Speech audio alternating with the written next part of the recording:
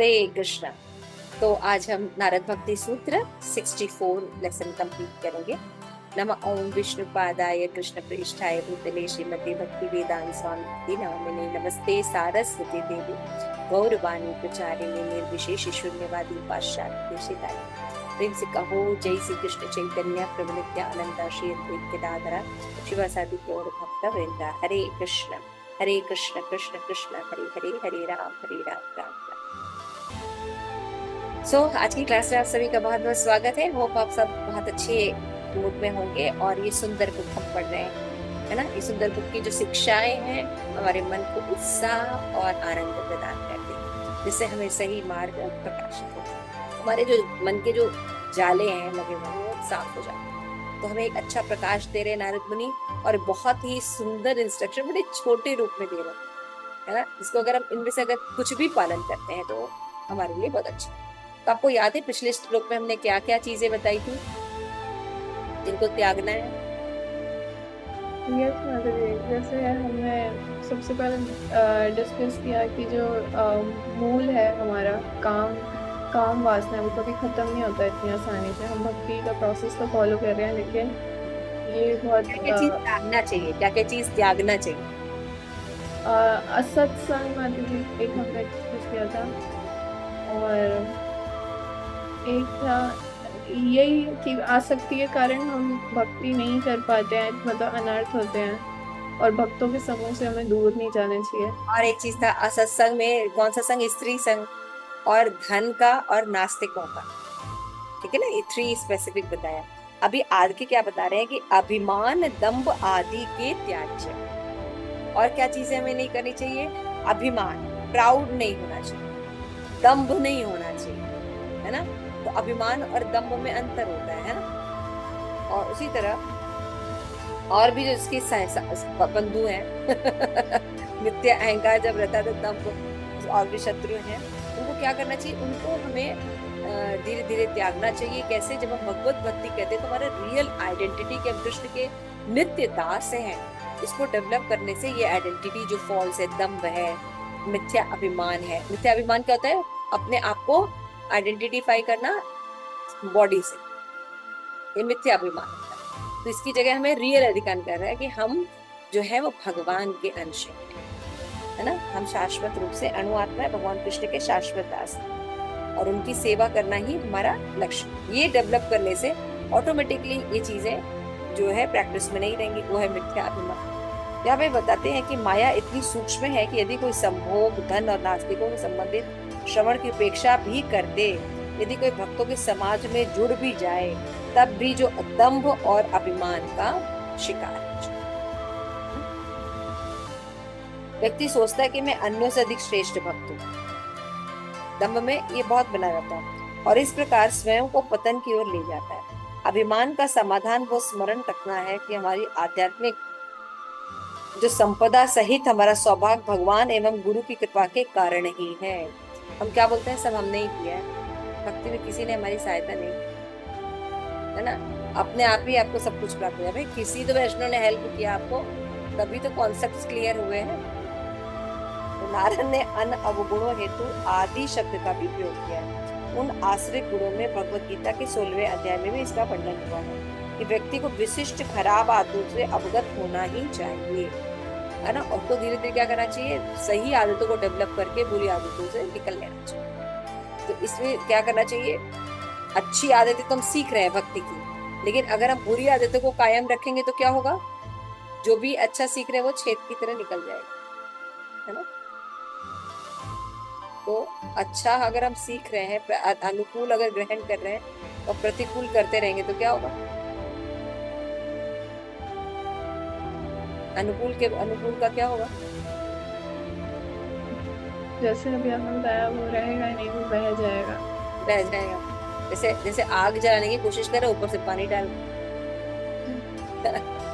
तो भक्ति में ये दोनों इंपॉर्टेंट है कि अनुकूल से संकल्प कर रहे हैं, लेकिन प्रतिकूल वर्जित कर रहे हैं कि नहीं। जब हम जैसे कि होता है ना कि मन में क्या है, हमने शुरू से न जाने कितने जन्मों से दंभ को, अभिमान को, मिथ्या अभिमान को सिंचन किया, तो हमें क्या करना पड़ेगा, प्रैक्टिकली करना पड़ेगा, संकल्प मंत्र वगैरह बनाने पड़ेंगे, फिर ऐसे संग रखना पड़ेगा, रोज प्रैक्टिस करनी पड़ेगी, महापुरुषों की सेवा करनी पड़ेगी। इससे क्या होगा, जब उनकी कृपा होगी, ये होगी, तो क्या होगा, धीरे धीरे हमारा मिथ्याभिमान नहीं रहेगा। बॉडली कॉन्सेप्ट की जगह हमारा क्या रहेगा कि हम भगवान के दास हैं, ये बात रहेगी। हमारे साथ साथ सर्वसम्मिलित सोच की सद्बुद्धि है। अतः इसका निश्चय होना चाहिए कि भक्ति योग गंभीरता पूर्वक अनुशीलन हमारी सारी अनचाही आदतों को दूर कर देता है। भागवतम में कहते हैं 6:1-15 में, केचित केवलया भक्ता वासुदेव परायणा, है ना। फिर बताया है अधा गुणवंती भात्येन, तो मुझे दिखाई कम दे रहा है, निराहार और भास्कर। कृष्ण के प्रति पूर्ण विशुद्ध भक्ति सेवा को ग्रहण करने वाला दुर्लभ व्यक्ति ही पापों क्रियाओं के अतिरिक्त तृष्णाओं को पुनः उपजने की संभावना से विहीन करके उखाड़ के फेंक सकते। भगवान की भक्ति वासुदेव परा, केवल भक्ति मार्ग में जड़ से पाप और अपराध को उन्मूलन कैसे परा, प्रारब्ध अप्रारब्ध कूट और बीज सभी नष्ट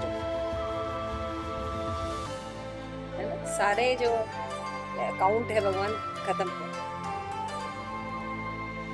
ये कैसे होता है, जब हम जो सच्चिदानंद भगवान श्री कृष्ण की शरण में। हरे कृष्णा कृष्ण कृष्ण हरे हरे, हरे राम राम राम। इस सिद्धांत को व्यवहारिक उपयोग साधन भक्ति के विश्वास और दृढ़ता में अध्यावसन करना है। इसे कहते हैं श्रद्धा। क्योंकि श्रद्धा इतनी बलवान होनी चाहिए कि श्रद्धा शब्द कहे सुदृढ़ निश्चय, सुकृष्ण भक्ति कोइले सर्व कर्म कृत हो। What is the mean by that? श्रद्धा से हिमालय हिलाएगा।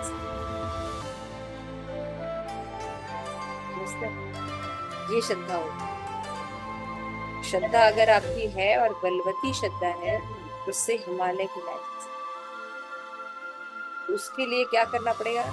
देखिए, श्रील प्रभुपाद की जगह और कोई रहेगा तो चाहेगा ओ इतनी प्रॉब्लम भक्ति में, ये प्रॉब्लम सारे तिरस्कार, कब का भक्ति छोड़ देता है। लेकिन श्रील प्रभुपाद को देखिए कितना विश्वास, इम्पॉसिबल टारगेट किया श्रील प्रभुपाद, है ना। 4 नियमों के साथ, 16 माला के साथ, धोती पहन कर उनको पूरी तरह से चेंज करके, इम्पॉसिबल नहीं है। कोई एक व्यक्ति भी नहीं सुनेगा। हम लोग प्रचार कर रहे हैं, भारत में प्रचार कर रहे हैं, हम देख सकते हैं। इसे हम इमेजिन कर सकते हैं कि श्रील प्रभुपाद ने जो कार्य किया है वो कितना यूनिक कार्य किया है। Impossible target. प्रभुपाद ने उनके हिसाब से नहीं डले। जनरली लोग क्या होता है, विदेशी कल्चर के हिसाब से अपने को डाल लेते ताकि क्या होता है, वो लोग हमसे सीख सके, यही करते ना हम। लेकिन प्रभुपाद कॉम्प्रोमाइज नहीं करे। प्रभुपाद ने कहा ऐसे ही सीखना है। तो हम देख सकते हैं यहाँ पे जो श्रील प्रभुपाद है, उनकी जो श्रद्धा है वो कितनी आसक्ति के लेवल पर है, प्रेम के भाव के लेवल पर है ना। तो हमारी, अगर हम ऐसे गुरुजनों को सुनते हैं, ऐसे लोगों का संग करते हैं, तो उनकी कृपा से हम लोग की भी श्रद्धा इतनी दृढ़ हो सकती है। और फिर जब हमें इस ज्ञान का विज्ञान मिलेगा तो हम देखते भी लाइफ में कि भक्ति के रहने से हम कितने अच्छे रहते ना लाइफ में। देहिनो अस्मिन् यथा देहे कौमारम यौवनम जरा, ना सफर चलता जा रहा है। हम बड़े से कब छोटे से बड़े होते जा रहे हैं, सारी चीजें सब पेरिफेरिया आ रही हैं, जा रही हैं, चेंज हो रही है। लेकिन एक भक्ति के कारण कितने स्टेबल और शांत है। इसी तरह मृत्यु भी आएगी तो हम शांत रहेंगे, क्योंकि हमें शिक्षा तो दी जा रही है। अब देखो कैसे स्थिति रहती है।